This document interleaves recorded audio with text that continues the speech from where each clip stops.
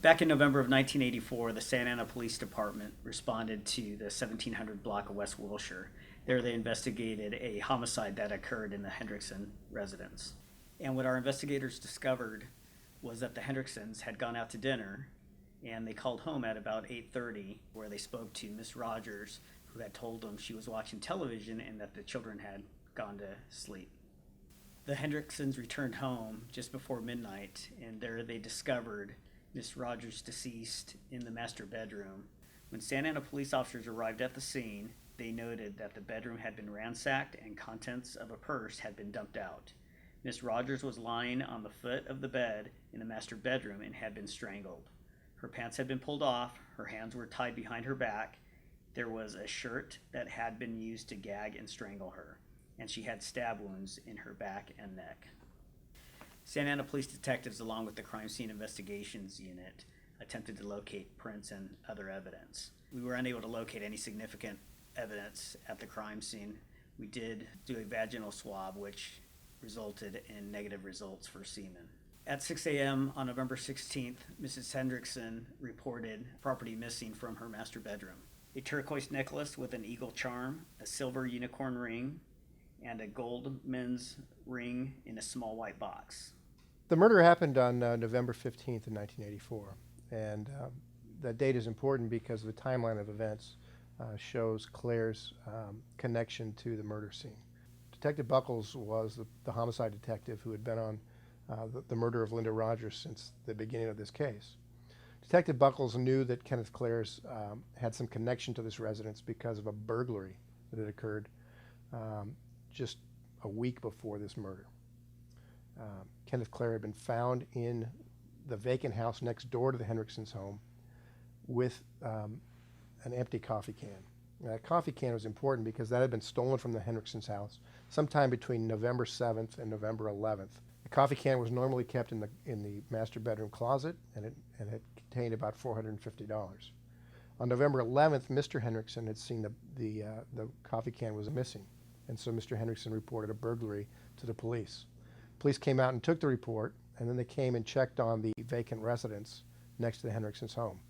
And lo and behold, inside the vacant residence was Kenneth Clair with an empty coffee can in front of him. Clair was asked what he was doing with a coffee can, and he said he found it in a park. He said it was his, and that he'd found it in a park.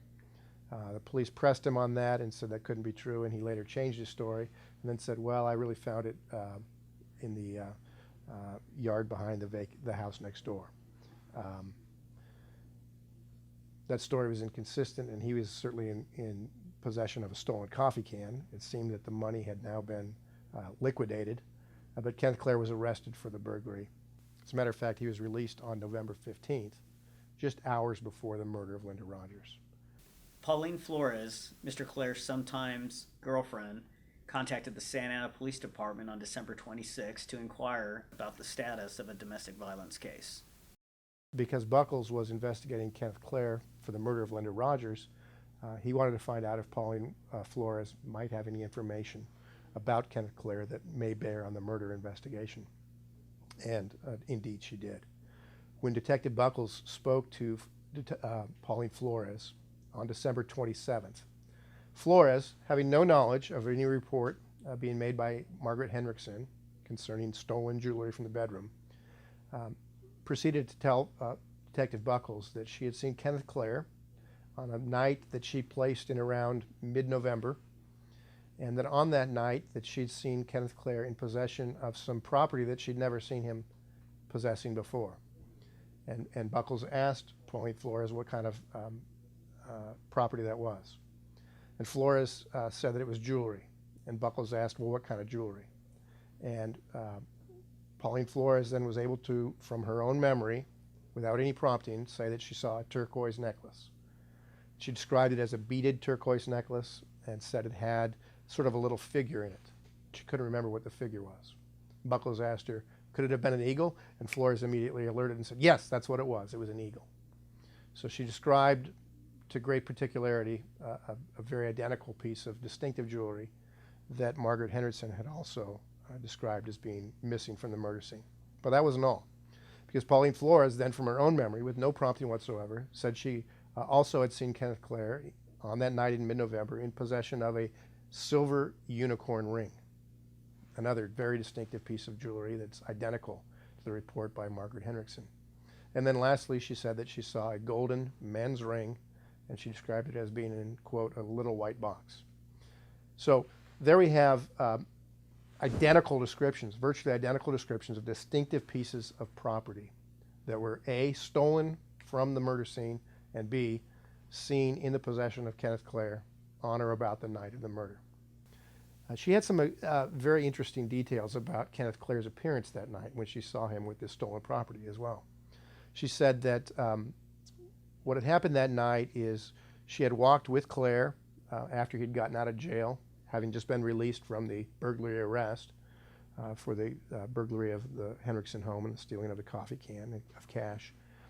And she said that she walked with him over towards the vacant house on Wilshire. Now that's the vacant house right next door to the Hendricksons. And she said that Clair told her to just wait here while he walked toward the vicinity of the Hendrickson home and said he'd be right back. She said she waited 10 minutes, 15 minutes, 20 minutes. He didn't come back. She got tired of waiting and she took off, went walking away to a different part of the neighborhood. She said an hour later she saw him again. And this is when she saw him with the personal property, the stolen property.